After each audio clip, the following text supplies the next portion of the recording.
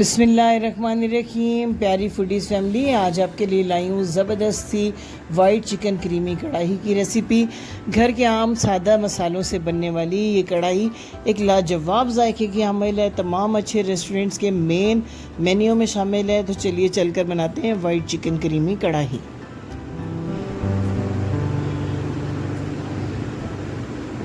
White कढ़ाई के लिए सबसे पहले पैन में ले लें खुला कुकिंग ऑयल। मैंने 1 कप भरकर कुकिंग ऑयल डाला है।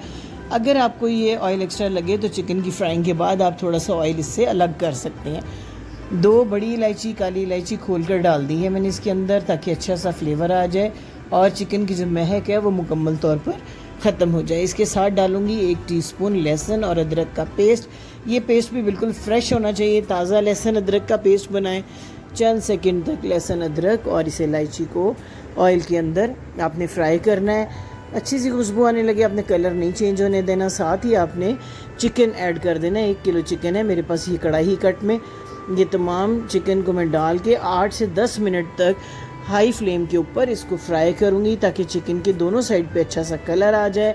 साथ साथ अपने चम्मच चलाते रहना है, आपने चिकन को लगने नहीं देना है। और इसके ऊपर दोनों साइड से कलर आना बहुत ज़रूरी है, क्योंकि इसमें हमने कोई और रंगदार मसाले शामिल नहीं करने हैं। ये वाइट कढ़ाई है तो ज़ाहिर है हमने इसको वाइट की लुक देनी है। तो इसके चिकन को दोनों साइड से फ्राई करना ज़रूरी है, ताकि इसके ऊपर प्यारा सा कलर आ सके। इससे पहले जो आपको कढ़ाई की मैंने रेसिपीज़ दी हैं, ईरानी कढ़ाई, अफ़गानी कढ़ाई, ढाबा स्टाइल कढ़ाई और चरसी कढ़ाई, उन पे भी आपका मुझे भरपूर वेलकम मिला और बहुत अच्छे कमेंट्स मिले। इसीलिए आज आपके लिए फिर से एक कढ़ाई की शानदार सी रेसिपी लाई हूँ। उम्मीद है कि ये रेसिपी भी आपको बहुत पसंद आने वाली है। आपके अच्छे कमेंट्स का, आपकी मज़ीद फरमाइशों का, आपकी सजेशंस का इंतज़ार रहेगा।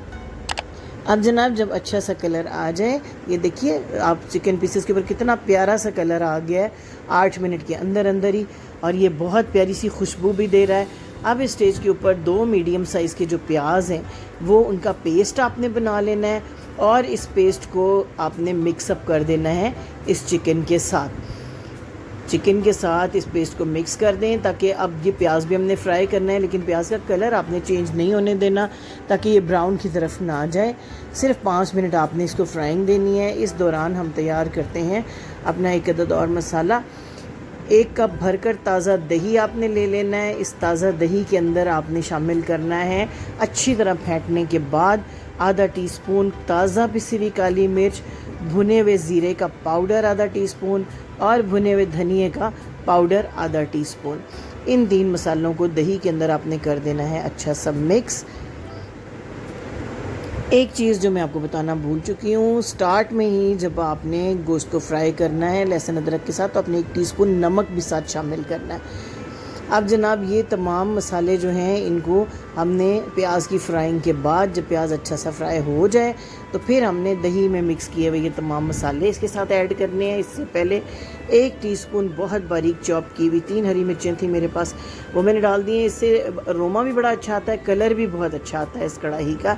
इस स्टेज के ऊपर जब आप हरी मिर्चों को इसमें ऐड करते हैं, 1 आध मिनट तक फ्राइंग देने के बाद दही में मिले हुए सारे मसाले इसमें डाल दें। अब दही के पानी से ही हमने गलाना है इस चिकन को। 10 मिनट के लिए ढाँप दें इसको।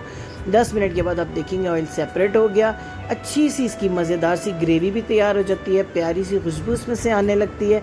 तो अब हम नेक्स्ट प्रोसेस इसका करेंगे। बहुत देखिए कितना अच्छा सा ऑयल जो है इसमें से सेपरेट हो चुका है। अब आपने घर के जो दूध की बलाई है, गाढ़ी बलाई 2 टेबल स्पून, वो इसके अंदर डाल देनी है, या अगर आपके पास डेयरी क्रीम मौजूद है तो उसके 2 टेबल स्पून आपने ऐड करने हैं। इससे भी बड़ा ही अच्छा क्रीमी टेक्सचर आएगा आपकी इस कढ़ाई में।